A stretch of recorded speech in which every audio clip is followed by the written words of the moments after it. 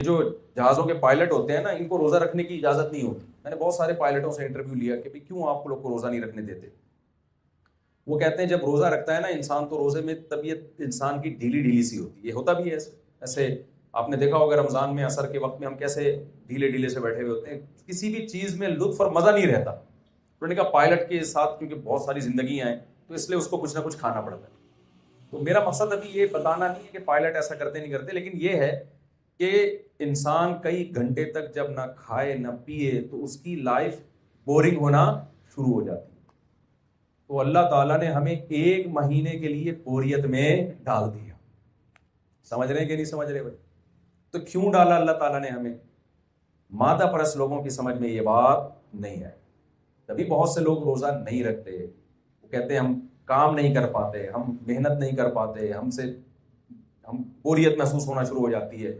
لیکن جو لوگ اللہ اس کے رسول پر ایمان رکھتے ہیں انہیں پتہ ہے کہ اس میں ہمارا ہی فائدہ ہے.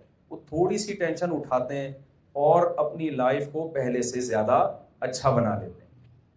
تو رمضان کا جو مقصد اللہ نے بتایا ہے, جو میں نے قرآن کی آیت پڑھی, فرمایا لعلکم تتقون, تاکہ تمہارے اندر فواہشات کو کنٹرول کرنے کا جذبہ پیدا ہو. دیکھیں جب ہم کسی سے ہم چاہتے ہیں نا کہ یہ بچہ لاڈ پیار میں بگڑ رہا ہے, آپ نے دیکھا ہوگا ماں باپ کے 2 بچے, ایک کو ماں باپ زیادہ پیسے نہیں دیتے, ایک اعتدال میں دیتے ہیں, اور ایک بچے کو جب وہ مانگے پیسے دے دیتے ہیں. ماں باپ کا خیال یہ تھا جس بچے کو ہم لاڈ پیار میں پال رہے ہیں, اس کی ہر خواہش پوری کر رہے ہیں, تو یہ تو بہت نیک بچہ بنے گا, یہ بہت نیک بنے گا کیونکہ اس کی ہم ہر خواہش پوری کر رہے ہیں. تو آپ کا کیا خیال ہے, وہ نیک بنتا ہے یہ بگڑ جاتا ہے؟ وہ بگڑ جاتا ہے. تو ہمارا بھی معاملہ ایسے ہی ہے, ہماری پورے سال ہر خواہش پوری ہوتی ہے, ہر خواہش ہماری پورے سال پوری ہوتی ہے. اس سے فائدہ کے بجائے نقصان ہونا شروع ہو جاتا ہے. بہت سارے اللہ نے ہمیں حکام دیے ہیں, نظر کی حفاظت ہے, سود نہیں کھانا, ماں باپ کے سامنے اف نہیں کرنا, نماز کی پابندی ہے 5 ٹائم. تو جب اللہ دیکھتے ہیں نا یہ بگڑنا شروع ہو گئے ہیں, تو اللہ ہم سے کچھ وقت کے لیے ایک ایسی نعمت چھینتے ہیں جو انسان کے لیے سب سے زیادہ مرغوب ترین نعمت ہے, جس کو کھانا اور پینا کہا جاتا ہے.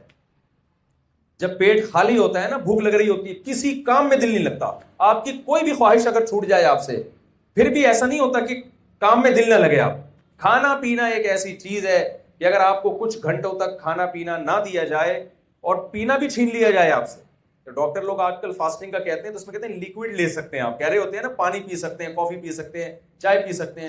میں لوگوں سے کہتا ہوں اللہ تعالیٰ اگر رمضان میں ہمیں صرف آدھا کپ چائے کی اجازت دے دیتے تو پورا مہینہ روزہ ہمارے لیے کوئی ٹینشن نہیں ہوتا. ایک آدھا کپ, ایک گھونٹ کی بھی اجازت نہیں ہے. ایک صاحب مجھے کہنے لگے کہ یار اللہ تعالیٰ اگر صرف صبح 8 بجے آدھا کپ چائے کی اجازت دے دیتے تو ناشتے کا لک تو آ جاتا نا, تھوڑا سا اسی سے تسلی ہو جاتی, تھوڑا سا لک آ جاتا ناشتے کا. وہ لک لانے کی بھی اجازت نہیں ہے. 1 دن 2 دن 3 دن 4 دن 5 دن 6 دن 7 دن 8 دن 9 دن 10 دن, یہ آسان نہیں ہے. 11 12 13 پورا مہینہ آپ اگر گنتی گننا شروع کریں, عام دنوں میں آپ ایک روزہ رکھنے کی کوشش کریں, کس قدر ٹینشن ہوتی ہے انسان, سوچتا ہی رہتا ہے وہ.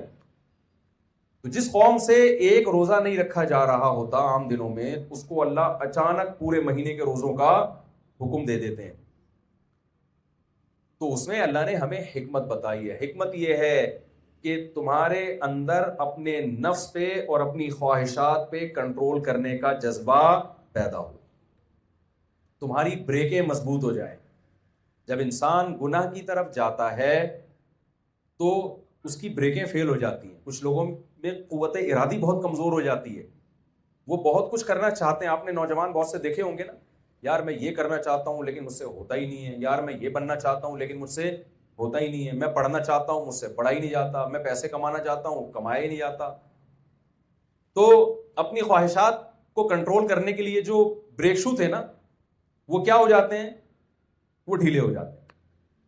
انسان کی جو قوت استعمال نہیں ہوتی نا, یہ خوب سمجھ لیں, وہ قوت کمزور ہونا شروع ہو جاتی. اگر آپ ان ٹانگوں سے چلیں گے نہیں تو آہستہ آہستہ آپ میں چلنے کی صلاحیت ختم. اگر آپ اپنے ہاتھوں سے ویٹ نہیں اٹھائیں گے تو آہستہ آہستہ ہاتھوں میں وزن اٹھانے کی صلاحیت ختم. تو خوب سمجھ لیں, اسی طرح اگر آپ اپنی خواہشات کو کنٹرول نہیں کریں گے تو آپ کے اندر کنٹرولنگ سسٹم آہستہ آہستہ ڈھیلا ہو جائے گا.